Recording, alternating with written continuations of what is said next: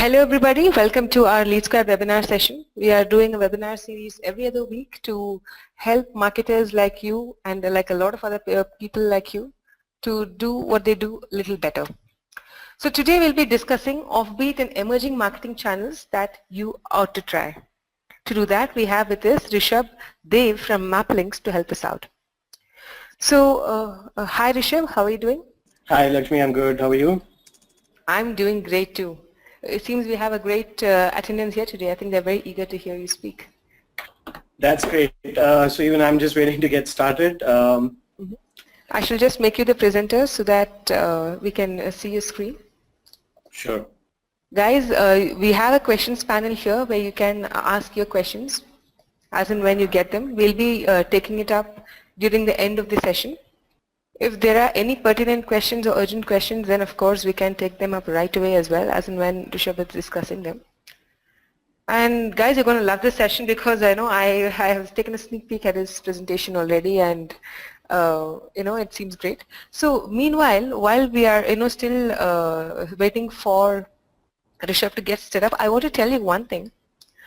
We have a Twitter competition happening. So just let us know what offbeat strategy or channel that you have tried and that has worked for you, and the best ones get a shout out. Okay, so you can tweet that to us at LeadSquared or use hashtag LSQ webinar and tell us what offbeat strategy that has worked for you. All right, so just tweet it to us so that we can keep reading them out, and the best one gets a shout out. All right, so Rishabh, over to you. I think we are waiting to get started. Sure thing. Thank you, Lakshmi. So I also want to add, if you have any questions as well, apart from the chat box here, you can also send that across on Twitter with the same hashtag. And all right, so let's get started. Now, a quick introduction before we move into the offbeat channels that you can use to improve ROI and get better results for your business. So I run two businesses myself. I run MapLinks and MapLinks Academy. MapLinks is the services company where we deliver brand experiences as a service to clients, and MapLinks Academy is the training institute where we deliver courses and workshops and boot camps on digital marketing, growth hacking, and so forth. Now, the whole premise of this presentation is to get you acquainted with offbeat channels and also develop a sort of a mindset for you to find your own offbeat channel. So it's not just going to be 5 offbeat channels that you can use and I give you the 5 channels and you go and start executing on those channels, but you'll also get sort of a framework for you to find new channels, because the rate at which new channels are coming up is increasing, and the rate at which saturated channels are becoming ineffective is also increasing. So in some sense, whatever channels you're probably using now are going to be ineffective in the near future, and there are going to be new channels which are going to replace them. So I want to make sure that everyone can see the slide and everyone can hear me clearly, so I have this poll that we're going to start with just to understand, get a feel of the kind of audience we have before we get started with the channels, so we can divide our focus accordingly. So Lakshmi, can we have this poll up? Yeah, sure, I can do that. So what type of businesses are you working with? I'm launching the poll right now. Or if you're a business owner, you're probably running one of these businesses, or if you're working with a company, then what sort of business is it? Is it a B2B company or a B2C company? We would get an idea of what kind of channels would work better for you with this poll. So as soon as we start getting results on this poll, Lakshmi, do let me know what people are saying. So we have some people who have replying to us on the question chat box as well. So Sure. Munish, Sandeep, Vasant, Harmeet, Shrikant and Angela, please make sure you select the poll button that you see on the poll that we have put up for you. And we have about 70% who have voted. So 34% are in B2B, Okay. 24% are in B2C, and 42% have said both. Both. Sure. So I think you have to put sort of equal stress on both channels. But now let's get a little deeper insight into the channels that you're using for your marketing mix. And my next question, which is sort of like a bigger question, is what would you classify as your number one digital marketing channel? So let's say you have 10 different channels that you're using for your business, whether it's B2B or B2C. Which of those would you pick as as your number one channel, which gets you probably the maximum ROI or the maximum results or the maximum visibility, whatever your metric is, whatever is important to you. But I would like to find out, dive a little deeper into the insights and see what channel would you classify as the number one channel. So you can just respond on this one to on the window itself. Right. So we already have a couple of responses that have come in. And before that, Rishabh, I think there is a request from Sakshi saying, maybe if you can speak a little slower because I think there might be an audio lag on the other end as well. Sure thing, sure thing. So, right.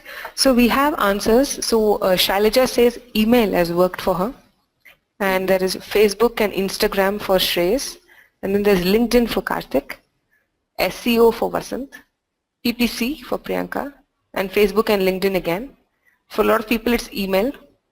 Yeah, I can count a lot of email, Facebook, and PPC, yes, but not many people are using PPC from what I see. The number of replies for PPC is a little less. But Facebook, almost everybody is set, email, and LinkedIn. A lot of social media channels we have right here. Right, and not is there many anyone, Instagram though. Right. Is there anyone who's replied with SEO? Yeah, SEO, Bala, yeah, has said SEO. Okay. Interesting. So it gives us a little bit of insight as to there's so many SEO experts, but how many people are actually getting results? That's funny. However, what my job here is to tell you that there is a lot more beyond this, and maybe you're putting a lot of your eggs in one basket, which would lead to a saturation point at some point. And maybe we can optimize the results further irrespective of what channels you're currently using. So the mindset that I'm going to try to develop here, and if you have attended any of my presentations before, you would know that this is the quote which I typically begin my slides with, is that you must understand that there is more than one path to the top of the mountain. And the problem with our own ecosystem is that people have been used to using the same playbooks, the same channel set, the same toolkits, and doing the campaigns on the same channels over and over again. So we never know what is a better path or what is a faster path, or how do we get there to the top of the mountain, which is to hit our metrics or to achieve our goals, faster, better, and with less resources, making it cheaper, easier, and faster for you to get the results. So this is a quote by, in case you're wondering, this is a quote by Miyamoto Musashi, who was a Japanese samurai who wrote the book of 5 Rings, and a lot of his principles are applicable in marketing and business even today. So with that mindset, we're going to go into the presentation and start thinking about why do we need these offbeat channels, right? Why are we looking at these offbeat strategies? So the first, I'm going to throw a couple of statistics at you guys, try to absorb it, and try to get the idea of what this leads to and what this means for your business. So the first thing is that most of the popular channels and some of the channels that you also spoke about in the poll are very expensive and they're saturated. The other thing is you're always going to be competing with a lot of big guys here, because if you see in this graph, this is the kind of amount spent in digital advertising. And this is the forecast of the amount spent in digital advertising for 16, 17, 18, 19, 20.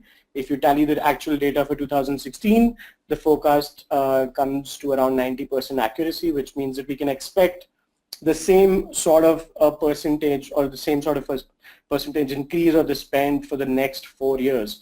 Now this is an amazing statistic to also tell someone to start investing in digital ads, PPC for sure, but at the same time it also means that there are so many brands and they're going to be investing so much money into ads, which means that one is you have a lot of ad saturation, you have a lot of ad blindness, you have a lot of people bombarded with ads. At the same time, you have a lot of competition, you have a lot of bidding competition, and you need to then find a channel which is less expensive and less saturated. With that, we move on to the next statistic. Now this is very interesting because this compares the stock price on the stock market for Facebook and the average organic page reach which a business would have on Facebook. So typically what we're trying to say is as the channel matures, so the channel goes, for its own business, it's maturing from let's say level A to B, and at the same time the organic page reach is reducing from B to A. So that's the kind of correlation that we can come up with this statistic. So you can see the percentage of organic page reach reducing from around the 12% to around the 6% over the time while the Facebook stock price is increasing, right? So the similar sort of a curve you'll see for any channel, and what we have done is we've plotted the life cycle of any digital channel for you. Before that, I have another poll for you guys. Since a lot of people have also mentioned Facebook, I would like to ask you this question. As you now think about this, let's say you have a landing page, or you have some event, or you have a webinar like this. What would be the best way for you to reach the maximum percentage of your followers and have them take some action on this page? So let's say you want them to sign up on your landing page, you want them to go to your product and buy it. If you're an e-commerce firm, you might want them to go and sign up on your email newsletter, right? So as per you, what's the best way? Or let's say you have 1 million followers on your page, or let's say you have 10,000 followers for that matter on your page, and you want to reach around 5,000 of them. Considering the metric about the organic reach decline, what would you think is the best way to reach these people? So let's see some answers. Lakshmi, if you can help me with that. So Rishabh, I think people are now answering a poll. How do you reach the maximum percentage of your Facebook business page to followers to take some action on your business website? Is it through high quality posts, or is it through advertising? Okay, so about 58% have said high quality posts, and the remaining 43 have said advertising. Right. So almost, let's say almost a 50-50. Now the point here is, let's say you have a 10,000 audience of a 10,000 followers on Facebook, and you start creating high quality content, right? So you're already running these calendars. So if we consider the metric that 6% of people are seeing your posts, I cannot maximize my reach to the followers that I already have. Even if I maximize my reach, I still have a conversion ratio of people who would then click on the link and take some action on the website. Ideally, if we have invested so much into high quality posts and content calendars, we have acquired the followers over a long time. We should have 100% conversion rate, because we've already done advertising. Think of it this way: you already do advertising to get these followers, let's say, or you've created high quality content on your blog or website and got these followers, and you again, 43% of you would again go back and run ads for them to take action on your website. So it sort of becomes like a trap, because that's how Facebook's business model works. So you don't really own the followers that you have on your business page, because you can't reach out to them. Some of you have said email, which is better in some sense, because you sort of own these followers. At least you have direct access to them, and you have open rates, and you can reach out to their inbox, but then it has their own challenges. So we're sort of in this loop that, you create these content calendars. We sort of have this perspective that once we do that, we have people on Facebook, they're going to take some action on their business. The other thing that we think is we sort of tend to invite our friends and family and so on who will never take action on our business. So that's not important. That's not a relevant metric for us. Now, all the relevant fans that you're left with, if you have a 6% reach, you're probably reaching out to 60 people out of 10,000. But if you run ads, you can still try to get 5,000 people. So it's either a long and varied process of having content calendars and posts, or it's a highly paid and money dependent process, which is advertising. So none of these, in my opinion, are the faster or better way to do something, which brings me to this quote by Oscar, who's an Irish poet, who said, "Everything popular is wrong." So what I mean by this quote is to try to implement this in your mindset when you're thinking about marketing, is that it's not necessary that you go with the same playbook or the toolkit. So email, Facebook, LinkedIn, even Instagram, these are all the very, very popular channels, and there are inherent disadvantages of just focusing your marketing strategies on these channels. Now, the other disadvantage, which is very big disadvantage, is that their effectiveness would typically reduce over time as a channel matures. So this is a graph of real effectiveness tracked of different channels over time. And you can see email, you can see MySpace, Twitter. There was a boom in email in between when everyone was getting around 60-70% open rates, but that became saturated. You can see how MySpace almost disappeared. You can see how Twitter is going. You can see how Pinterest, LinkedIn, WhatsApp, Instagram is going. And let's even assume that you have Apple Watch for advertising, you have Product Hunt, and you also have this next big thing which is currently on the rise. So the other thing I want you to observe with this statistic is that the next big thing would sort of have a peak. So you see that all of these channels typically have a peak, and it's not just it doesn't just end there. So if you look at word of mouth, so I specifically want you to look at the first channel, which is word of mouth, the blue graph. You see that it had a peak and now it's again going into a peak phase. In fact, most of our referrals come from word of mouth, right? So you will always have 3 peaks for any channel, which brings me to my next statistic, which is more of a theory. There are 3 peaks, which is also called the triple peak effect of digital channels. The first peak is when the early adopters and the first movers get an advantage, right? So this is now the time when the channel is not as popular, there are less people, there's more targeted audience, and they haven't probably even introduced advertising yet. So you have a lot of opportunity to run experiments and campaigns where you would get results without having to invest in ads, and you'll get a lot of innovators, which are early adopters, which are typically very influential. The channel over time would enter a sort of organic peak, which is where I would put, let's say, Medium or let's say Instagram stories right now would be something in the organic opportunities peak. So if you create an Insta story right now, you would get a lot of organic reach, provided you've been creating content and have some followers on your Instagram. But you have other ways like using hashtags within stories and so on. But once you get inside in the early majority, you have a window of utilizing that channel for organic opportunities. And if you're probably thinking about Facebook, if you go now and create a Facebook business page, you are probably going to get 0 reach because it's in the late majority phase. You have to really utilize advertising opportunities. So the good thing here is that definitely each phase of a channel has its own advantages, its own opportunities, but you then need to think about what's the best time to get into a channel and which channel should you do what kind of campaign on. So if I'm probably doing something on a very new channel like a chat bot, for instance, I would be getting my first mover's advantage. If I'm doing something on an Insta story, I would be getting organic advantage. But if I'm doing something on Facebook, probably to generate leads, I would run a lot of ad campaigns. So this sort of sets the base for us to understand what kind of channel phase and how it affects the campaigns that we are running, right?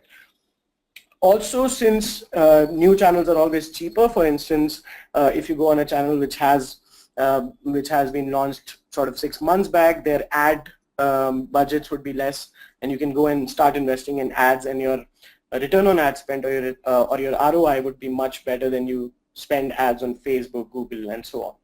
Right. There's another reason why you should look at offbeat channels. So there are a lot of micro channels that you can target compared to a macro channel. So let me give you an example to explain this. If you've heard of influencer marketing, so some people mentioned Instagram. Instagram is an amazing channel for influencer marketing. And one way of doing influencer marketing is to get a macro celebrity sort of a personality and have them share your content. Or the other way would be to get micro influencers across the board and then have them share your content. So this is the difference. This statistic sort of tells you why micro channels are emerging as better channels than macro channels. So if you look at the like rate and the comment rate, you see that typically when someone has around 1,000 to 2,000 followers, which would classify this person as a micro influencer, would get the highest like rate and comment rate compared to someone who has, let's say, 1 million followers on Instagram. This also holds true from micro advertising channels. So rather than going on Facebook and Google ads, I would rather go on specific forums for my target audience and have them place my ads and run ads on those on a lot of those micro channels compared to running ads on one single macro channel because I have to do a lot of targeting there. So these are some of the channels that we're going to cover. The last advantage where you have to sort of put your growth marketing or a growth hacking hat on is that a lot of these offbeat channels or new channels also have their own loopholes, right? So if it's a new channel, it's probably technically not so matured, and you can always utilize these loopholes for your brand's benefit. So you can leverage on these loopholes. Now these are the list of channels that you can choose from and start running your offbeat marketing campaigns. But of course, that's why I'm here. So I'm going to simplify this process for you. I've picked up 7 of the best offbeat channels that we have personally ran campaigns on for ourselves, and for our clients, and we have case studies of those which would work really well. Now, quick poll again. So I want to understand how many of you have created channel personas for your marketing campaigns. Now, everyone talks about user personas. Everyone talks about what sort of gender, age group, where my user lives, what are the locations, what are the demographics, geographies, and so on, what are the designations and titles. But how many of you have ever thought beyond that and started creating channel personas, right? So that's what we really need to do. We have to go out of the typical channel set and create channel personas and then identify what kind of channels. But typically we just say, all right, these are the user personas and these are the channels. But we have to start saying these are the user personas and these are the channel personas. I'll be really amazed and happy if some of you have already created channel personas for your campaigns. So Lakshmi, is there a statistic which can tell us if we have already? Yes, Rishabh, there is. But in the meanwhile, there is a very interesting question from Surbi. What are channel personas? Right, Surbi. So simple as that. Just like you create user personas as to what kind of user, how does my user look like, right? Similarly, you have to say what are the characteristics of a channel where I could find these user personas instead of saying, hey, do I find this user on Facebook or do I find this user on LinkedIn? That's a typical approach that marketeers follow. Or do I target this user through his email inbox? Versus saying that, okay, these are the kinds of users that we are targeting and these are the types of channels that they might be available on, right? Let's say, for instance, if my target audience is people who want to participate in a coding event, so they might be available in programming forums, for instance, right?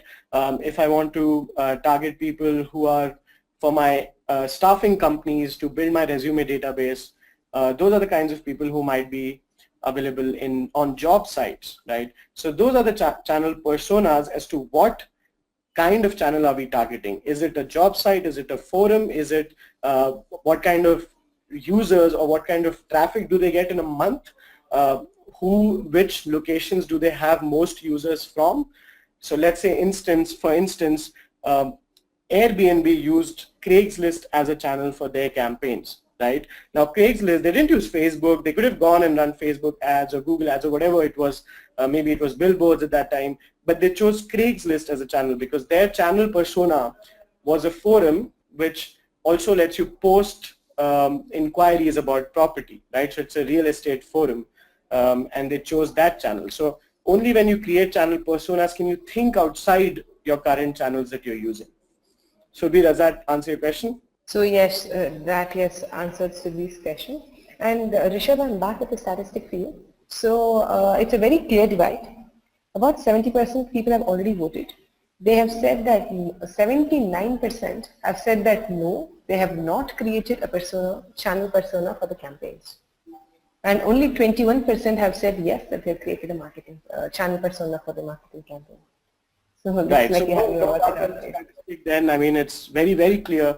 And I would like to see by the end of this webinar, the only thing, my takeaway from this webinar, if you have to take away one thing, is that please turn this statistic around. And I hope that everyone would create a channel persona going forward before you start thinking about executing your marketing campaigns. So within your marketing strategy, no one has told us to create channel personas. HubSpot has told us a lot of times to create user personas.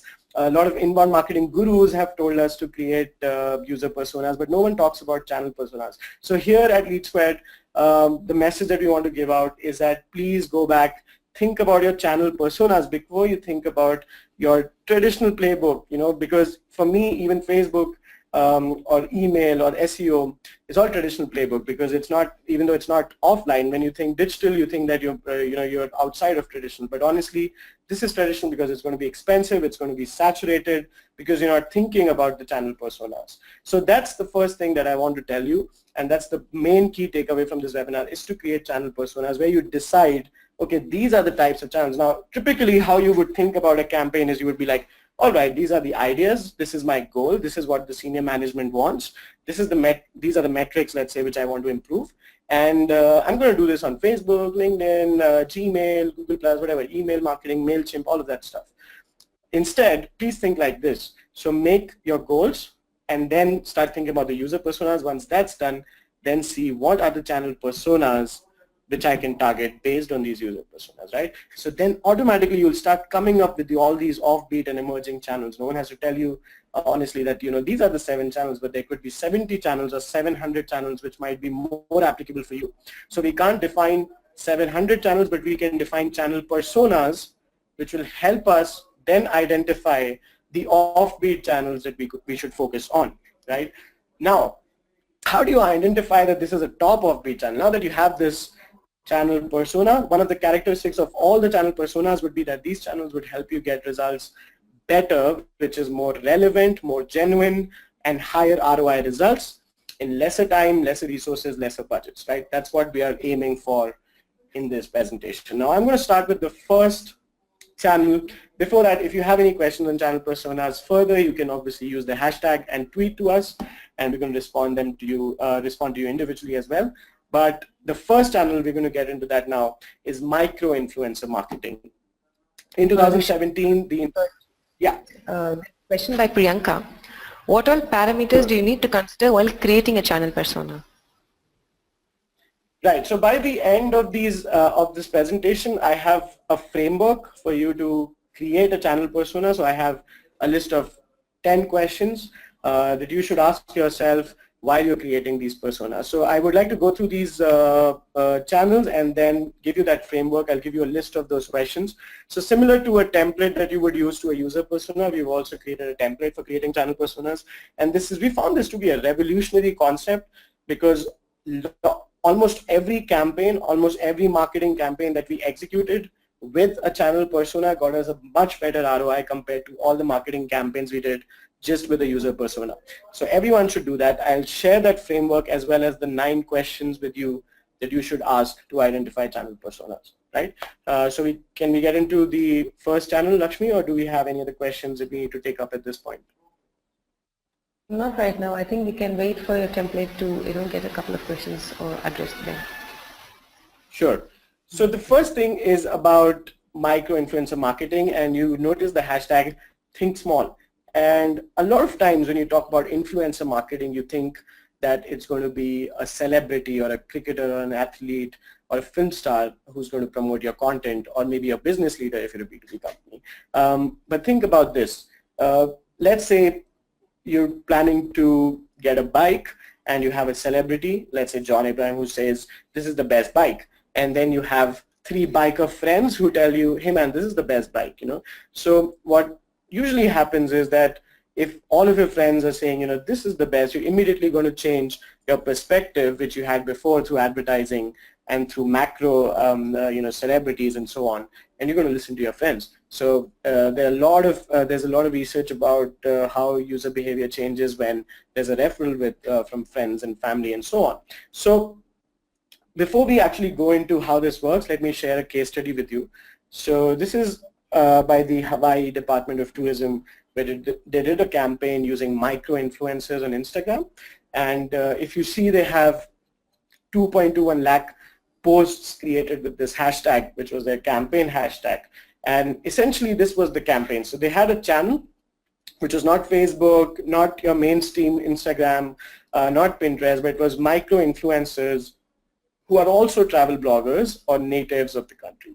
So now we're targeting people who are travel bloggers. It means that they have a sort of a network who probably listens to them in terms of where they should travel to. And the call to action for the channel was to create content promoting Hawaii. And the result was around 100,000 posts. Now this number is only at the end of the campaign, but if you see, this number is as on today is 200,000 posts. The point here is that you have much better engagement rates when you're targeting micro-influencers.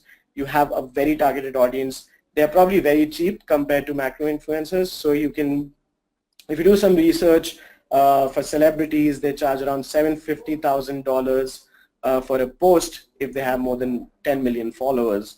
But if you get a lot of micro-influencers, you can get them for less than $100 each influencer, and ask them to create content which would probably reach to around 2,000 to 3,000 very engaged audience. Now the trick here is to do 10 micro influencers or 100 micro influencers compared to one macro influencer who has a very low engagement rate, right?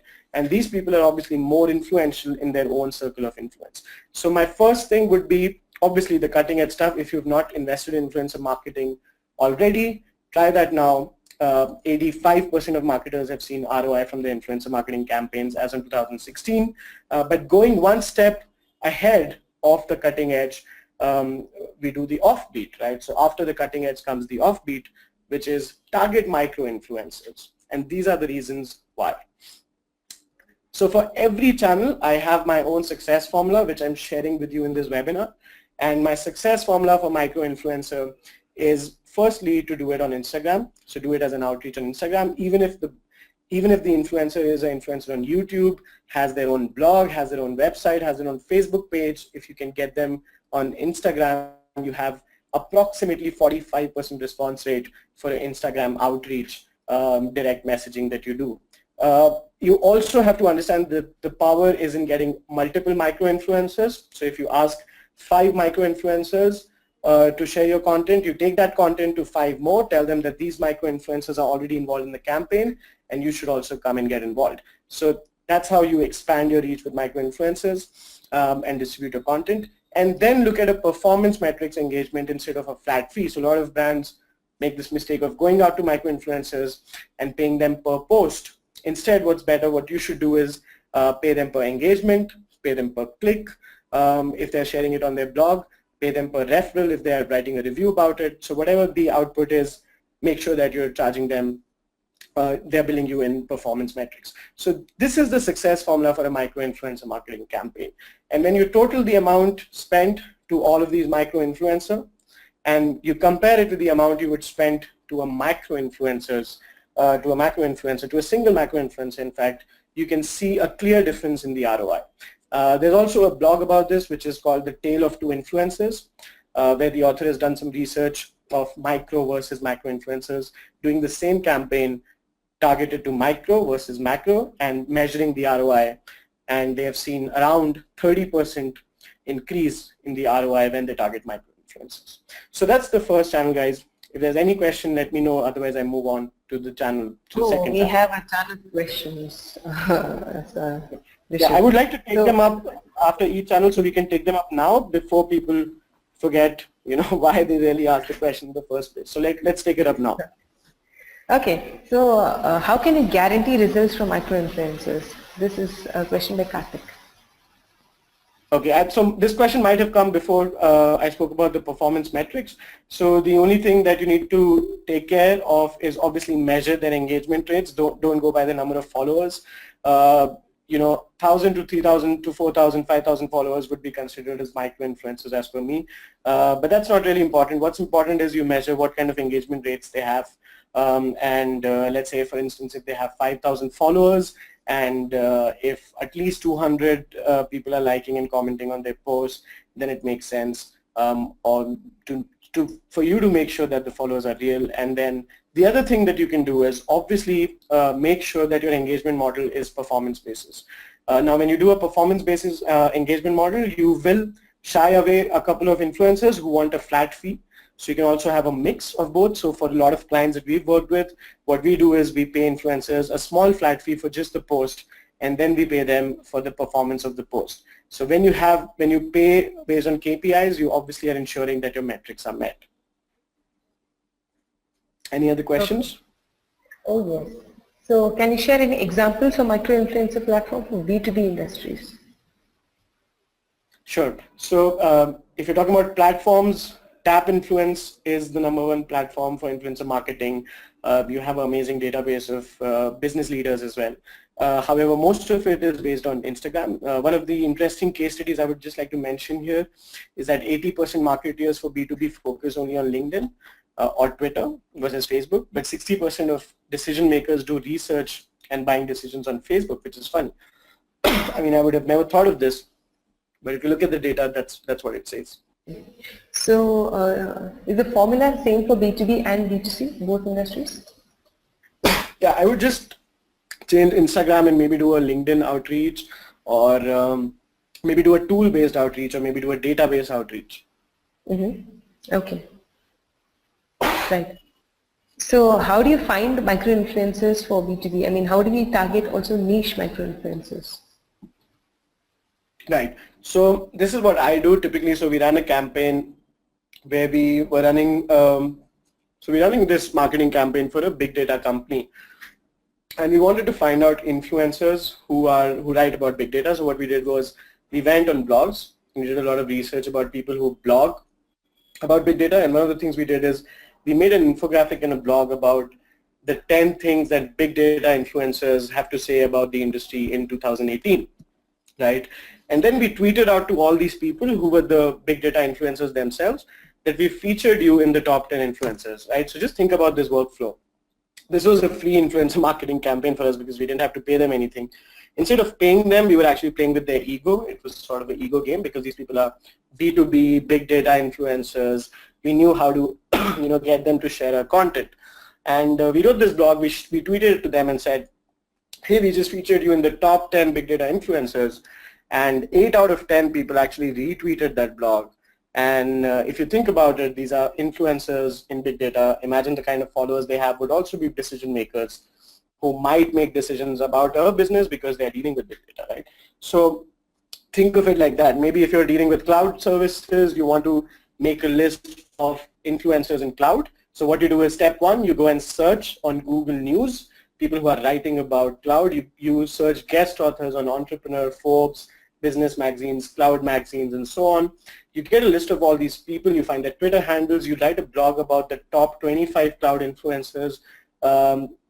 From this Google Sheet, you probably integrate this Google Sheet on a tool like Hootsuite Bulk Scheduler, and then Hootsuite Bulk Scheduler sort of sends these tweets for you to all these 25 people, and out of 25, if 5 people respond and share your tweet, just assuming a worst case scenario, 5 people share your tweet, everyone has around 20,000 followers because they're influencers, and again, assuming a depressing number of 20,000, you have a reach of around a lakh without having to invest any money. Right, so that's one way that you can use B2B influencers as well. Okay, so how do you find the engagement rate of every influencer? Because when you mentioned that they have to go for a performance-based model, you said it might also depend on the kind of engagement that they garner from their audience. So right. Is there a way to gauge how much of engagement is ideal, and what should be the benchmark or something like that? Right, good question. So the benchmark is in the graph that I have in my presentation, and I can share that with you as well.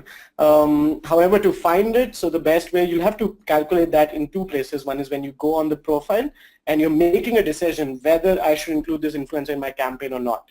That's the first time that you'll have to calculate that. So the first time, I don't want you to waste time in doing a lot of research, making spreadsheets and so on. All you have to do is see the top 9 posts of the Instagram. If you're on Instagram, see the top 9 posts. If you're on Twitter, see the first 10 tweets. If you're on YouTube, see the last 3 videos that they've posted. If you're on Facebook page and you want them to share your content on their Facebook page, see the last 5 Facebook posts that they've done. Based on all of these posts, you calculate the total number of engagements, which is the number of likes plus comments plus shares for Facebook. For Twitter, it might be number of favorites plus retweets plus replies. For Instagram, it might be the reposts plus the likes and comments, and then you divide it by the number of fans that they have, right? And when you divide it by the number of fans that they have, if you're getting the percentages based on the graph, then you're at the right track. Otherwise, you have to go to the next profile, right? So the formula is simple: total number of engagements, which depends on which channel you're on, divided by the number of fans that they have. And I can share the graph of the exact numbers based on the channel that you're on. Very interesting, Vishu. So I hope that answers your question, Piyush. And there's one more question by Shrikant. He's thinking, is micro-influencing more like word of mouth? Yeah, I mean the results are of course more like word of mouth rather than macro-influencers. And also so let's assume one thing now. First of all, micro-influencer could be anyone. It could be a friend, it could be your colleague, your employee, whoever has a little bit of influence on your purchase decision, right, your buying decision. Now, as per studies, people who are closest to you have the maximum influence on your purchase decision. So when I say micro-influencer, honestly, if a person has 10 followers on Instagram, but 5 of them engage on all of his posts and 3 of them are affected by his purchase decision, he would be an influencer for me, for my business, because I can get 3 customers if this guy just makes 1 post on Instagram versus having 10,000 people, 10,000 followers of a page, having my content shared there with 0 people buying from me, right? So an influencer in that case, to define the definition for us for an influencer would be anyone who can influence a purchase decision for a business to X number of people. Now that number of people would depend on what your ticket size is. So let's say if I'm a business who's selling cookies, right, and each cookie costs around $50, I would need people who have an influence circle of at least 1,000 people to sell 50,000 worth of cookies. But if I'm sort of selling SEO services at 50,000 a month, let's say for instance, I just need someone who can influence 1 person for me to get a ticket size of 50,000 rupees. So then in that case, it now goes into what kind of business you're running. But yes, anyone who has X number of people who he can influence with a purchase decision would be an influencer for us. Okay. I think this is also a little relevant for Sachin's question. So I'll read out his question for you, Risha. Does micro-influencing work for services too? Because he presumes it works well for product. Micro-influencer works for? Services, a company that provides services. Right, right. So in fact, very relevant example would be Maplinks itself. So we run a digital marketing services company, and definitely works, but the approach that you would follow is a little different. So what I do is, let's say for instance, I work with a client, successfully deliver a project. All of these clients who I have successfully delivered a project for go into a drip campaign, which is focused on basically soft selling them into referring us to one more client, and then they come back and just have to reply with an intro, right? So the success formula changes. And like I said in my previous example as well, that if you're selling SEO services worth of 50K, you just need this person to refer you to 1 person. So honestly, you don't need to go on their Instagram. Of course, you don't have to go there. You don't have to even go on their LinkedIn. You just want them to introduce you to someone over email, right? So in that case, your channel would change from Instagram to an individual customized email. However, you still have to use sort of their network. So the core ideology here is that how do I get a left referral from this person, right? Versus how do I get 100 people who will share my content. So that's what's going to change. But yeah, I think it was partially answered in the previous answer as well. Anything else which is outside of this? So I think a lot of people want examples for micro-influencers for B2B and B2C, both maybe channels and personas both. Sure, sure. So maybe we can just get a tweet or something so that I remember, and I can share some links of case studies for both. That's great. So guys, if you can just tweet this to Risha with our hashtag LSQ webinar, please also tweet your questions so that if at all it does get missed out in this webinar right now, he'll be always able to get back to you with the answer to that. Is that right? Is that cool, Risha? Yes, absolutely. Because so we're just on the first channel, so I think we should get into the next one. Right. So this is where it gets a little more interesting. The second channel is side project marketing, and now a lot of people might have heard of it as a buzzword, and a lot of you might not have heard of it. That's fine. So we're just going to go into the details. But the hashtag will tell you a lot. So it's think outside the block. Now, a lot of businesses, small businesses, companies have invested amazing amounts of money in their blogs, and I'm sure they're getting results as well. But there is a way to, to get the same results faster and to improve the conversion rates, which is precisely what side project marketing is. Now, this is what I just stole this slide from HubSpot's inbound marketing course, and it talks beautifully about user personas and buyer's journey and remarkable content and leverage your content. But the sad part is that blogging and SEO takes ages. Now, if you've been doing it consistently, religiously for years with content calendars and optimizations and tech teams and a lot of budgets, you're probably going to get results from your blogging and SEO strategy. But if you're doing ads, again, on the other hand, they annoy people and cost a lot of money. So we're in this situation where we have two kinds of things that we can do.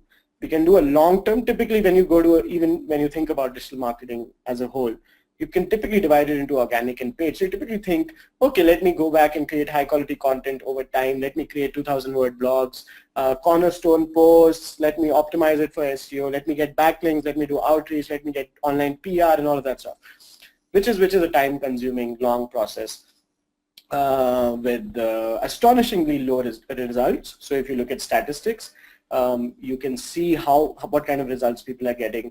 I'm amazed that not a lot of people are investing too much in blogs and SEO. I mean, even if they are, I don't think they answered it in the first question. But if you do, you'll realize how long it takes. And on the other hand, the other approach could be that you put a lot of money in ads, which really annoy people, to be honest, and they cost a lot of money, right? So ultimately, you end up with a situation like this, where either you have no visitors or you have a lot of visitors, but you're not able to see conversions to leads from your blogs, right, from the content that you're creating. Now, this is a quote by Michael, who's the founder of Crew, and I'll tell you what Crew does in a while. But the reason why this quote is interesting is because it tells you how they literally saved their business from shutting down just using side projects. And as of today, Crew gets around 40% of their revenue from side projects. Now, this is how it reads. So we had no money, we changed our business model. Now, typically you can see the tone of the quote here, that they're almost at the verge of shutting down. Now we needed to find customers, but no one knew who we were. So it's again a marketing concern. So we need to sort of attract and acquire users was their challenge. And they didn't have a marketing budget. So we were, marketing budget, please, we were just trying to keep the lights on. Now, I know that this is a worse situation where it worked, but it could, if you introduce it in your business, you can improve your results, right? So that's what we are aiming for. We're not really looking for saving our business, but let's look at it from a perspective of improving your results. So let's go through this case study quickly. Now, Crew is a company like freelancer.com where you can go, or Guru or Elance or whatever, where you can go and find these freelancers who can do design work, who can do web work, and all of this work for you, right? And this is the side project that they created. It's called Unsplash. It gives you free high resolution images. If you're probably a freelancer, you would have used this at some point. So it's like a free Shutterstock. You can get free photos. You can also subscribe to the newsletter and get free photos in your inbox. And they realized that a lot of people who are looking for freelancers to do all of this stuff, which is apps, websites, logos, might also be interested, right? So think about it like this, might also be interested in getting free photos. So how I want you to think about this is that they're solving a problem which is closely tied up with their target audience, right? So now they're using side project as a channel for acquiring users. So their marketing channel is not Facebook, Twitter, LinkedIn, but a side project called Unsplash, which they created themselves, right? Because they realized that it's easier to sell Unsplash, it's easier to get email IDs from Unsplash than to sell Crew. Make sense? So instead of going on their traditional digital channels, they are going for their own channel, which is a side project channel of marketing, right? And the results are amazing. So Unsplash generates around 11 million unique visitors per month, right? And the revenue that they get from side projects. So when they saw that Unsplash is doing well, they created 3 other side projects, and then they created 2 other side projects, and they get 40% of their revenue from side projects, right? Now these are all the side projects which Crew created. So they created Unsplash. Now, as a marketer, as with your mindset, I want you to think of this. So they created Unsplash because they knew that people might need free photos who are also their target audience. Freelancers or small businesses might also need coffee shops with Wi-Fi. So they also created Coffee and Powder, which is a collection of coffee shops with that unicorn combination of coffee, good Wi-Fi, and floods, right? This is also something that you would need. You would also might want to figure out if an app or a website is better for your project, right? So these are the kinds of side projects. You might also want to calculate how much an app will cost. So when people would use these tools, they would typically have to enter their email address in order to get the cost. So for instance, we tried this ourselves. We were getting a lot of clients for app development who were not sure if they needed a HTML5 app or a native app or a hybrid app. And we decided that we're going to write a blog about this. We're going to write a blog about difference between HTML5, native, and hybrid apps, right? And then we realized that doesn't make sense, you know. Rather than writing a blog about this, let's create a simple type form, which is just a form builder where we could ask people their business objectives and then send them customized results about whether they should go for an HTML app or a native app or a hybrid app. So the conversion rates from the same blog, which is now presented to you like a form, increased to 100% because you had to fill in your email address for us to send you the report of which app you should take. And it's more customized. People want to give their email address because they want to know what kind of app they should use rather than having to do their own research from a blog. And it takes exactly the same amount of time that it would take for me to write the blog, right? So if I'm writing, let's assume a 1,000-word blog, or I'm paying a freelancer for it on a per word basis, it makes more sense for me to just go and create this form because my conversion rates now are 100% because it's a gated version of the blog. And you don't feel bad about giving it. You're giving you the access to your email address because you're getting a customized solution in this case, right? So think outside the blog, right? So instead of the same blog, now that I've created a side project, my conversion rates from the blog are 100%.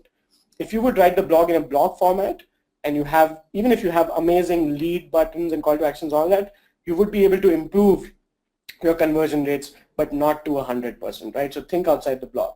The result here was that they generated 40% of cruise revenue using the side projects, and they could get 100,000 email subscribers, which is great. You will never get 100,000 email subscribers if you're selling Crew, but you can get 100,000 email subscribers if you're selling Unsplash, or how much does this app cost, and so on. Now, this is not the only company which does this.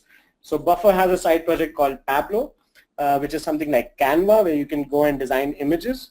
So Buffer figured out that one of the problem statements, or one of the problems with my clients would also be to create good images for social media, and they decided to make Pablo. So once you sign up for Pablo, which is a side project, you have to then sort of put in your email ID to create these images, and they can then soft sell you Buffer, which is their actual product, right? Now, interestingly, if you see here, Buffer uses Pablo as their marketing channel. Similarly, Social Media 101 is a free course that Buffer has created for you to learn social media marketing. Again, HubSpot has done something similar. So Website Grader, Agency Grader. Website Grader was one of the main factors of increasing HubSpot's revenue by millions of dollars in 2011, from 2011. And these are the side projects that you know, are the new marketing channels for these companies. So while you have your own set of channels that you work on and your traditional channels, you should also think of creating a side project, especially if you're going to create a blog. You can convert it into a side project. Now, this is my success formula that I use typically with the kinds of side projects that I create. So I make a side project and I use Typeform to build it sort of in a form. When I say side project, I typically don't go and make an app or, you know, start coding in PHP or Java and so on. I just make a type form and I launch it on Product Hunt because I don't want to waste my time marketing this side project because I want to focus on marketing my main product. So when I launch it on Product Hunt, I also make sure that I'm targeting Twitter influencers who can launch it for me because I'm going to hack into their networks, because whenever an influencer launches your product, their followers also get a message that with a link to your product. And then I put all these people who sign up for the side project into an email drip campaign. When I put all these people into an email drip campaign, they start getting my emails, and then I start soft selling. So let's say email 1 is free value, which is, let's say, for example, I tell them which app you should make. Email 2 is again free value. Maybe I give them a free ebook. Email 3 is a soft sell where I say, hey, this is my product, you can try a free demo, or these are the services that we provide, or these are the courses that we give you on digital marketing. Email 5 is again free value. Email 6 is a follow-up, and email 7 is the last follow-up. So that's the kind of drip campaign I put these people into. So you create a side project instead of a blog. It takes the same amount of time. It gets you 100% more ROI than you would get from a blog because your conversion rate is now up to 100% because everyone has to fill in their lead.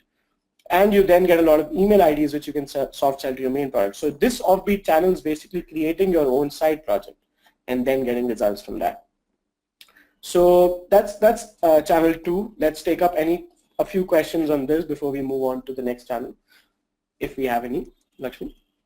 Yeah, we do have some questions here, Rishabh. So people wanted a lot more examples for the side project that you mentioned right now. For example, any other things that you can share? There is vsynergize.com. This is somebody called Trish who wants to understand what a side project for this particular website could be. Tushar, if you could tell us a little more about Trish, sorry, if you could tell us a little more about vsynergize.com, that would be great. Do you have examples of what side projects that maybe you mentioned, Rishabh? You said you came up with a side project and maybe use Typeform tools for it. What Typeform tools did you use? So Typeform is basically now let's say for example you're targeting small business owners. Let's take a B2B example in this case, and let's say you're targeting startups, and startups are using Slack for internal communications. They also use something called HipChat, and you figure out that my audience is searching for Slack versus HipChat, right? Which is a better tool. And you decide to write a blog about Slack versus HipChat, and people read the blog and make a decision whether they want to go with Slack or HipChat. But you're leaving the decision up to them. Instead, you go to website where you create a form. It's something like Google Forms, where it looks much more beautiful and amazing. You can still create your form in Google Forms, but I use Typeform just because the conversion rates there are much better because of the UI UX. So don't get confused about the new terminology that you're seeing in the slides. It's basically a form creation tool. And you make a form about, hey, what is your business about? What is your designation? How many employees do you have? And now we'll recommend which is the best tool for you. Is it Slack or HipChat? And then you ask them for their email ID, and they're much willing to share their email ID because they would probably not share it for an ebook because it sounds bad. You give an ebook, you want an email ID. Why do you want my email ID? Can't you just show me the ebook? It's like a bribe. But here, it's more relevant. They'll be more willing to give their email IDs because they're getting a customized solution for their internal company conversations. Is it Slack or HipChat? And once they fill in this form, you have their lead, you have their email ID, you put it in an email drip campaign. The first drip campaign email is, hey, this is the tool that we recommend. The second tool is, hey, by the way, we do this, right? So now you're soft selling your product. Now, when I say Typeform, I think this is a great example. So go to makemypersona.com. This is a side project which is built only using Typeform. There's no other tool which is used to build this side project. So it's basically solving a problem that marketeers have. And you click on start making my persona, and then you can go and find out what kind of persona you want to target. Now this is a Typeform. This is just a Typeform converted into a side project which drives a lot of traffic back to HubSpot's website, right? So this is one example of a Typeform side project, right?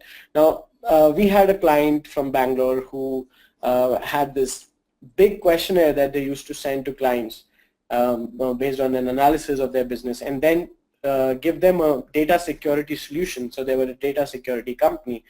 Instead of that, we created a Typeform for them for businesses to identify what is their current data security status and what is the need for them to upgrade to better data security systems. There was a Typeform. People were happy because they were getting some free value, but at the same time we were getting the lead information, right? So these are ways, this is one example again, and of course there are tens of thousands of examples of everything that I'm talking about, and we could share links of all the examples with you on Twitter in future, but this is one Typeform example. Any other questions? Oh, yes, a lot of questions. I think everybody wants examples for Typeforms for their kind of business. So I think that might, for example, I have a question that says, what could be a side project for oil and gas business? And what could be a side project for my kind of business or this business? So I guess, guys, you might have to think a little about. This is something that you really have to start thinking yourself. But my job here is to help you create that mindset to start thinking about it. And I won't sit and do strategies for all your businesses, but I can tell you that you have to really think outside the blog. Start thinking about what side project you can create. I'm sure you'll come up with some idea. We have come up with ideas for both B2B and B2C and shared both examples with you. So go ahead, start thinking, put your thinking caps on, and get to work. I think that's my answer to all of those questions. Yeah, so I think we can move ahead with the webinar then.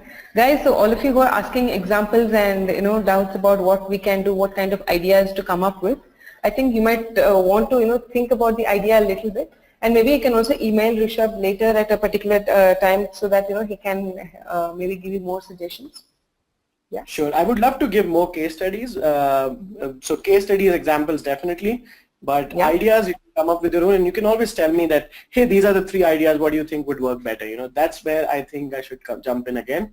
But if you're not thinking about the ideas yourself, you'll not be able to come up with new offbeat channels in future. So that's really something you have to start thinking about. Cool. So moving on to channel 3, the third channel is pretty interesting. So this is other people's search results is a channel that you can target. Now let me explain you how this works. Typically you would think of ranking, showing up on Google search in terms of ranking your own website or ranking your own blog, right? So the core idea here is, the core outcome that we want here is ranking on search results, right? Or to be more precise, if you look at it, it's not about ranking on search results, it's more about showing up on search results. It's more about having users go and find you on search results, right? Now the only way that you think that you can show up on search results is by ranking, but that's wrong. So I'm here to challenge that mindset and tell you that you can also show up on search results without ranking yourself on search results, which is through other people's rankings, right? And I don't mean that you have to show up on search results using Google AdWords. No, I don't mean that. So this is what the workflow looks like. So typically what I would do is I would go on Google search and I would search for a specific keyword that I want to rank on, right? And then I will go to the first 5 pages, right? Even if no one visits 5 pages, I'm still going to go to the first 5 pages, and I'm going to make a list of all the publications, magazines, listicles, blogs who are ranking on the first 5 pages, right? I would then do an outreach to these 50 people, assuming let's say you have 10 results a page and you have these 5 pages, you have 50 people, of which let's say around 30 people are publications lists. I'm going to do an outreach to these 30 people to either include my link in the list or to help me run direct ads on their channels, right? In that sense, all the views that the first 5 pages are getting is because of their rankings, and we are showing up on their search results. So let me explain this with an example.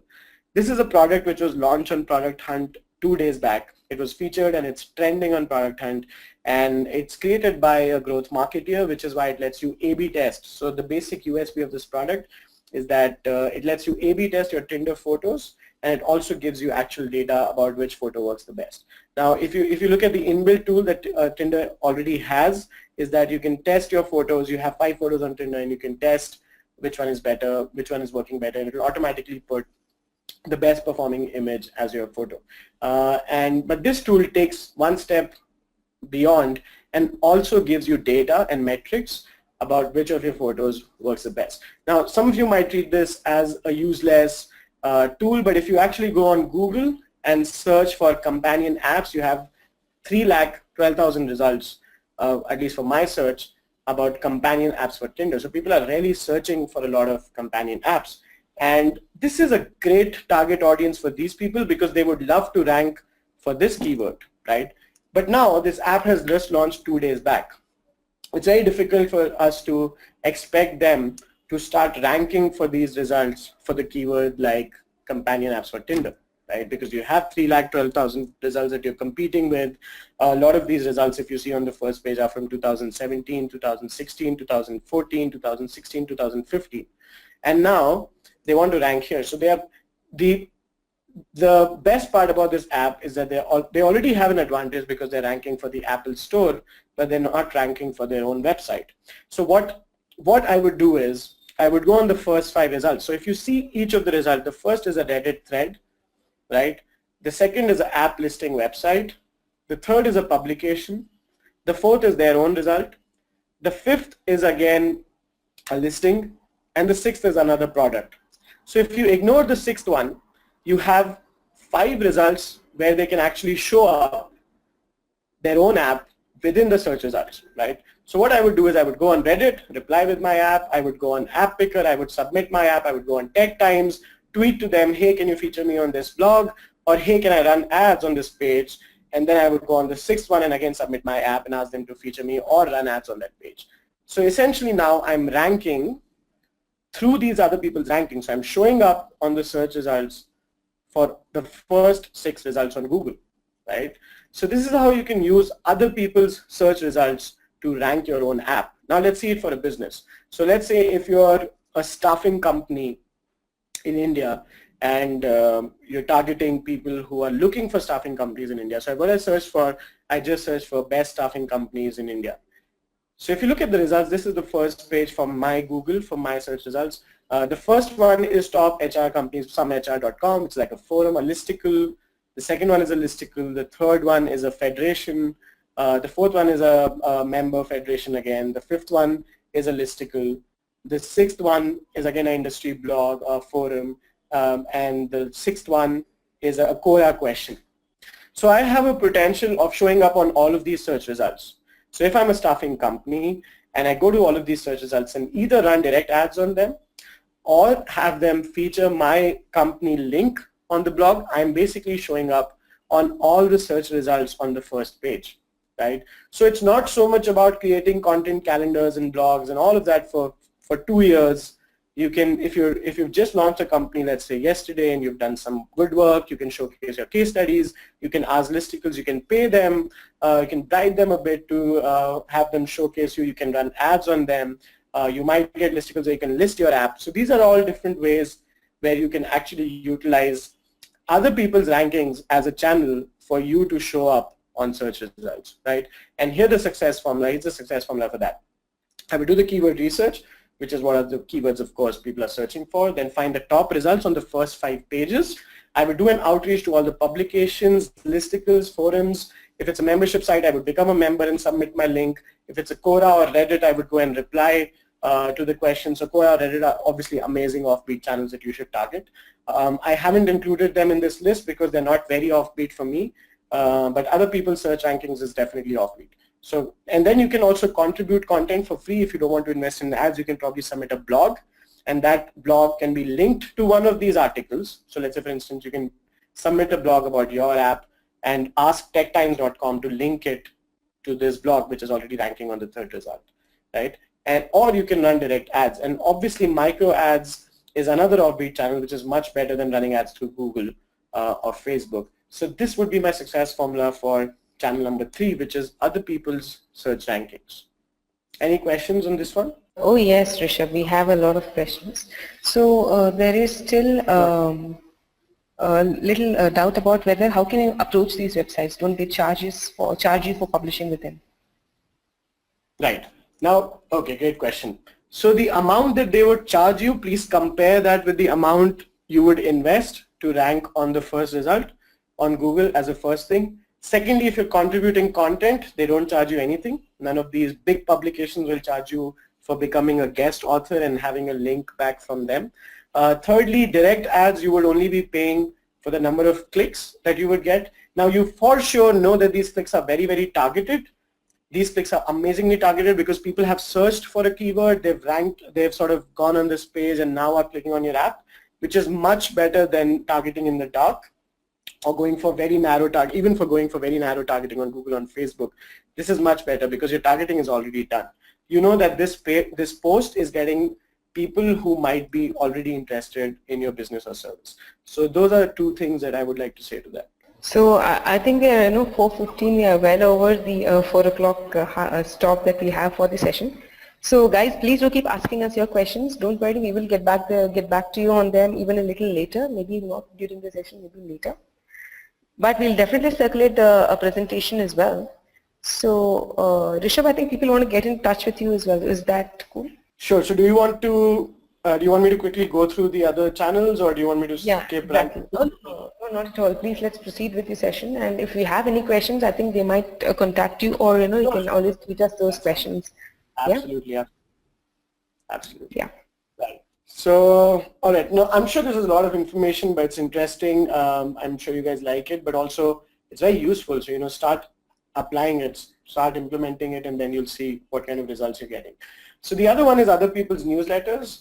Again, a very beautiful channel to target, better than building sort of doing outbound lead generation. This is sort of a process which converts an outbound process to an inbound process. So when I say other people's newsletters, I don't mean that you have to get into or get featured on other people's newsletters. What I mean is, let's say, now this works really well for a B2B business. So I'll give you an example.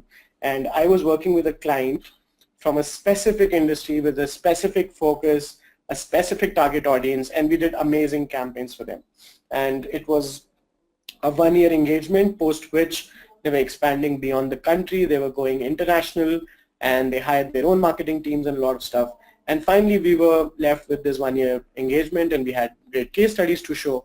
But then we realized, who are we going to show this to? Because it's so targeted, it's so niche. And we realized that there are 5 companies who we know who are also in the same business. And we wanted to get their founders to sort of set up a meeting with us. Right now, this is a B2B case study for this.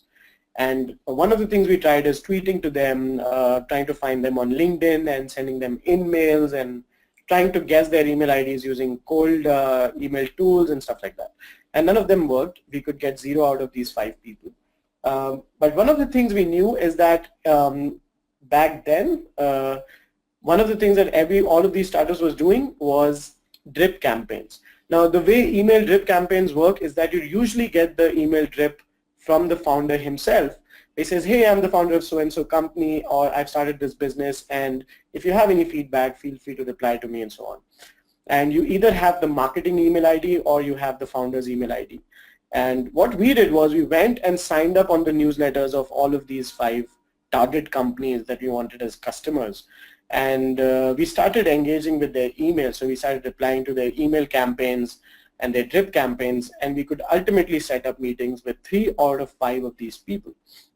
So my hack here, or my success formula here, would be that you target business newsletters where you want a connection. Now, how you would apply to this business depends on what your target group is, but then target business newsletters, go on companies and sign up for all their newsletters, and you'll start receiving these drip campaigns or emails, and then start engaging with them, and then ask them for a meeting, right? So it's basically, instead of going through the outbound way, you're converting the process to inbound, right? So we can quickly check, Lakshmi, if there's any question. I won't go into a lot of case studies for this, but it's a simple process. Okay. If there's any quick question, I can pick that up. So not for this number 4, not for people's newsletters, but there is one which says, if you're going to publish yourself on websites that are not related to your brand, will it not de-rank your brand? As in, like, I think that means lessening in domain authority. I think that's what de-ranking here means. Right, Shama? Not related to your brand. That's precisely why we're doing the sort of keyword research and shortlisting people from the first 5 pages. So for instance, let's go back to this example. So we have some HR, for instance, which is fine because you're a recruitment company, site HR, which is fine because you're a recruitment company. Then the Indian staffing industry watch is again a good result for you. The recruitment agencies and consultancies in India, for instance, is a good result. Quora is obviously fine. Reddit is obviously fine. So what we'll do is we'll obviously pick up these lists, and then we'll shortlist the best websites that we should do outreach to, right? So we're already doing that. Of course, if we go back to the first example, you're not going to go to the auto liker tool, which is already an app, and ask them to rank you. So you're obviously shortlisting this manually before you start an outreach, right? Anything else? Anything on the channel 4? Not currently. So can this be done as per geolocation, as in only in the US and not elsewhere, something like that? Right. So I would typically make the list sorted by the location and then go to their newsletters and sign up. I think since we've mentioned people to share their questions later, and we should probably move on and take up the questions at the end. So I'm quickly going to go through the other ones. So the 5th channel is other people's APIs. So you've done other people's newsletters, you've targeted other people's search rankings, you target other people's APIs. Now this works really well, specifically if you're looking at content curation. And when I say other people's APIs, I'm not going to target your competitors. I'm going to target people who are creating content which might be useful for your followers or your buyer personas as well, right? So for instance, if I'm running a blog which talks about reviews of events, and at the same time, so I'm reviewing events, so let's say food meetups, business meetups, startup meetups, marketing meetups, these are the kinds of events that I'm reviewing. And at the same time, I want people to engage with my blog, and in order for that, I need more content, but I don't have time to create more content, or budgets or money to create more content. What I would do in that case is, let's say, get an API of Explora, Events High, or any of those event websites. If you're looking international, Events Bright. So you get the APIs of those events and fuel your blog, your content pipeline with their events. So essentially now you have a target audience also for checking out events on your blog who can check out events from different event websites in one place. You can have event digests every week so that you retain people, but at the same time your main business, which is the event reviews, is running smoothly in parallel, and you have different categories on your blog. So this is a content curation marketing channel. So you're using other people's APIs as a channel to ultimately market their content to your audience, engage them, and then soft sell your product or service. So that's channel number 5. I'm going to let you absorb that, but in the interest of time, let's move to channel number 6, which is Slack communities. Again, a very good platform because there are a lot of public channels. So the success formula here is you go and find public channels. You can use slacklist.info, which is this website, and you can find open channels based on the categories that you want. So you can go for tech, business, gaming, TV, design, movies, music, social, and all. These are the current categories that they have. So what I do is I go on the business category, I join all of these groups. So if you see, I have Small Biz, I have Maker Hunt, I have Focus Asia, which is a community of over 450 people from the tech scene in Asia. And I would typically go and join all these communities, right? And then I would start engaging. First step, add value. Why? Why am I doing this on this Slack community? Because I have much better engagement rates. I have much better, I can beat your email marketing open rates. I can beat your Facebook engagement rates. I can beat your LinkedIn ads. I can beat your Twitter ads. And I can get very engaged, very targeted people and then drive email signups for my own product and soft sell my product. So I'm using public channels on Slack as my offbeat marketing channel, right? Number 7 is something we spoke about earlier a little bit, which is direct micro advertising. So instead of doing big platforms like Facebook and Google, let's target small publications, run A/B tested ad campaigns, and then scale by increasing the number of publications.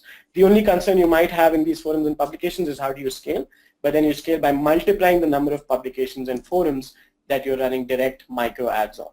Right? Now, just to see how many people are still with us, let's do this quick poll. So the question is, are you using video consistently? When I say consistently, I mean, let's say you're probably creating a video a week or you're creating a video a month, but how much are you using video in your current digital marketing strategy? Just to get an idea of. So consistently, let's assume that, you know, one post in 2 weeks or in a month goes out so as there a is a 60% no and a 40% yes. I'm sorry, what's the number? There's a 60% no, like 60% no, which is yeah. So we know what it means. I mean, you know the engagement rate graph on social media channels and how favorable it is to videos. You know how well images do, and hence you went all in on images, but then now you have to adapt, you have to change. It's very dynamic. So videos have the highest reach, live videos have even better reach and engagement, and 60% of you are not using. Now I understand this. I understand this from a perspective of, let's say, senior management and budgets and company turnaround and need for vendors, and all of those reasons as per 2016 are the top 5 reasons of not being able to include videos in your strategy. So I'm going to give you this bonus channel. So we've already covered 7 channels, but this bonus channel is called Lumen 5. And what you can do is you can quickly, in a matter of 10 minutes, create a video content, a piece of video content, and share it across your social media channels, just so that you're leveraging on the trend of high engagement on video. I don't want you guys to miss out on the trend. At the same time, I understand that you can't create very high quality personalized videos all the time. So here's a success formula. If you have a blog, if you have, let's say, 10 or 7 offbeat channels for marketing, and we post it on LeadSquared. In fact, we'll do this for this blog. We're going to post this blog on LeadSquared, and we'll also create a video along with that blog, and we'll share that video on social media channels. And we're also going to embed that video back into the blog so that we can increase the views of the video as well. And this is the tool that I use to do this. It's called Lumen 5, and it's an artificially intelligent tool. You just put the link of the blog, and it will create a video for you based on that blog, and you can share it across social media channels. So it's as simple as that. If you're already working on blogs, if you're creating blogs, just put in the link of the blog, and you'll get a video of the blog. That's as simple as that. So step 1, you put in the link. Step 2, you get the video. That's all. And what we're going to do is we're going to make this blog for you on LeadSquared. We're going to put in the video with the blog, and you can share that video across social media channels. So that's bonus tip. If you're not using video on your channels, please use Lumen 5 and start creating your own videos. Bonus number 2 is chatbots. I could do the same poll again, but I'm sure I'll get even more depressing results, because I'm sure not a lot of people are using chatbots. But customers love to chat. You have to understand your user behavior. They love to chat because they're used to it. So understand what kind of questions they ask you. So if they're asking you how much does a website cost, or if they ask you how much does this dress cost, or can I order your food in Bangalore or Delhi or whatever that is, understand what kinds of questions they ask, and then plug it into this tool called Chatflow or Chatfuel or FlowX. So these are all the tools that you can use. And then integrate this chatbot into your website, into Facebook Messenger, or into Slack. So this is how it works. It's as simple as this. Go to this website called chatfuel.com, and you can define your artificially intelligent rules. So let's say if the user says hi, you say hello, and so on. So you can define your own rules. A lot of companies are using this. HubSpot has built a tool called Growth Chat. Slack has built their own bots. There are people who can build bots on Slack. You can go on Facebook Messenger and see a lot of companies using chatbots these days. So if you're missing out, please don't create a bot today and post it on your website, Facebook Messenger, and Slack communities if you have any. So this is a simple bonus 2. Bonus 3, of course, is what we're doing now. It's called Other People's Webinars. If you already have content, you've worked on something amazing and you want to share it with other people, like what we are doing now, or what I am specifically doing, is that you can get into other people's social media feeds, their email campaigns, and their email databases, because they're going to send newsletters with your webinar information to their followers, and you can use this bonus if you're specifically looking at B2B. So I can right now check my inbox and see that I've already got some emails from people from this webinar asking me for a meeting or asking me for a call. So these are very valid leads for me, which I'm getting through LeadSquared's network, right? So through LeadSquared's social media feed or through LeadSquared's email campaigns. It works both ways. Obviously, you have to deliver amazing content, but this is one bonus that I can talk about. Now, these are the questions that you need to ask yourself in order to create your own channels. And I'm going to stay here for a few seconds. So you might want to take a screenshot or just note them down, but we'll send you this separately anyways. So just to quickly go through this, you have to understand what kind of problem would the channel solve for this target audience, because you want to make sure that this channel has the same target audience as yours, right? That's the first thing that you want to make sure. The other thing is you also want to ask your own audience, you want to ask your own early adopters as to what are the other interests that they have, and then map it to the channels where people have similar interests. You can also see what brands they follow to identify influencers, for instance, or to identify what channels these brands are promoting. You can also ask yourself what are the new channels which have been trending on, let's say, the Play Store or the App Store, and then figure out what are those channels out of this list which you can use, right? What are the new communities networks? You can see Product Hunt beta lists, which are places which tell you about the new communities and networks, and see if they match with your target audience. You can also see what are the platforms and marketplaces which have received heavy PR, which are all over your story, Next Big What, Inc42, and all of these websites, which have probably received funding. So you go to Entrepreneur Magazine or VC Circle and get that idea. You can also see what are the tools and networks which review bloggers. Now, specifically if you're an app, you can see in your network what are the apps that your bloggers are also reviewing, so that those are the channels that you can target. And what are the channels where your early users are coming from, which is very interesting, right? So you need to ask your early adopters or your early users or your clients as to how they found you, and that might become an Offbeat channel for you. And then, of course, what Offbeat channels are my competitors using, and then you can use the same Offbeat channels. So these are some questions that you need to use. You need to ask yourself before you create channel personas, and this is going to help the process of identifying the channels for you. We also have a template for this, so you'll have to fill out a type form in order to do that, and I'll share the link of the type form with you soon, maybe on Twitter. I think that's about it for this webinar. As I always say, I always like to end my sessions, talks, and webinars by asking people to think outside the box, but I call it doubt the default. So as long as you're doing things the default way, you're probably not getting the optimal results at the speed, time, and cost that you really want these results to come to you, right? So always doubt the default. That's one hashtag that I use a lot. And if you want to learn growth hacking, which is also something I teach with, which has all of these channels and a lot of such strategies, I have a free course on growth hacking that you guys can take. So you can email me with a link if you want to link to that free course, which is also below my email address. So my email address is rishabh@mapplinks.com. I would definitely take up the questions which have been due here. I think we have we overspilled the time duration allocated to us, but I hope that and you enjoyed it.